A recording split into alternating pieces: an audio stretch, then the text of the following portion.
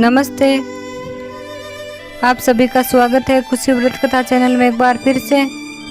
आज मैं आपको उप छठ के व्रत की कथा सुना रही हूँ, तो आइए शुरू करते हैं। किसी गांव में एक साहूकार और उसकी पत्नी रहते थे।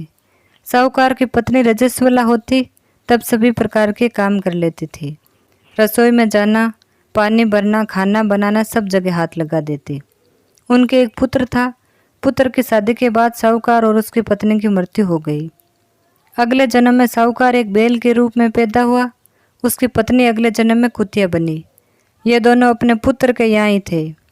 बैल से खेतों में हल जुताया जाता था और कुतिया घर की रखवाली करती थी।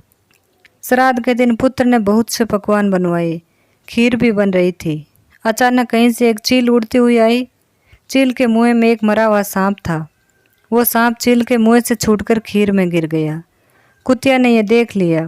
उसने सोचा इस खीर को खाने से कई लोग मर सकते हैं। उसने खीर में मुंह लगा दिया ताकि उस खीर को लोग न खाए। पुत्र की पत्नी ने कुतिया को खीर में मुंह लगाते हुए देखा तो गुस्से में एक मोटे डंडे से उसकी पीठ पर मारा। चोट तेज थी। कुतिया की पीठ की हड्डी टूट गई। उसे बहुत दर्द हो रहा था। रात को वे बैल से बात कर रही थी। उसने कहा, तुम्हारे लिए श्राद्ध हुआ, तुमने पेट पर भोजन किया होगा, मुझे तो खाना भी नहीं मिला, मार पड़ी सो अलग। बैल ने कहा, मुझे भी भोजन नहीं मिला, दिन भर खेत पर ही काम करता रहा। यह सब बातें बहू ने सुन ली। उसने अपने पति को बताया। उसने एक पंडित को बुलाकर इस घटना का जिक्र किया। पंडित में अपनी ज्योतिष विद्या से पता करके बताया कि कुतिया उसकी माँ और बैल उसके पिता है। उसको ऐसी योनि मिलने के कारण माँ द्वारा रजस्वला होने पर भी सब जगह हाथ लगाना, खाना बनाना, पानी भरना था। उसे बड़ा दुख हुआ और माता पिता के उद्धार का उपाय पूछा।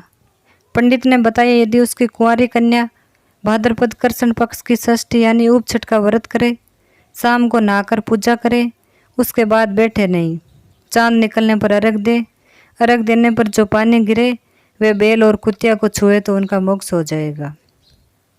जैसा पंडित ने बताया था, कन्या ने उप छठ का व्रत किया, पूजा की, चांद निकलने पर चांद को रख दिया, अर्घ का पानी जमीन पर गिरकर बहते हुए बैल और कुतिया पर गिरे, ऐसी व्यवस्था की।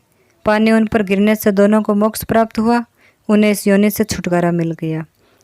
हे उप छठ माता, जैसे इनका उद्धार किया वैसे सभी का करना। कहानी कहने वाले, सुनने वाले सबका भला करना।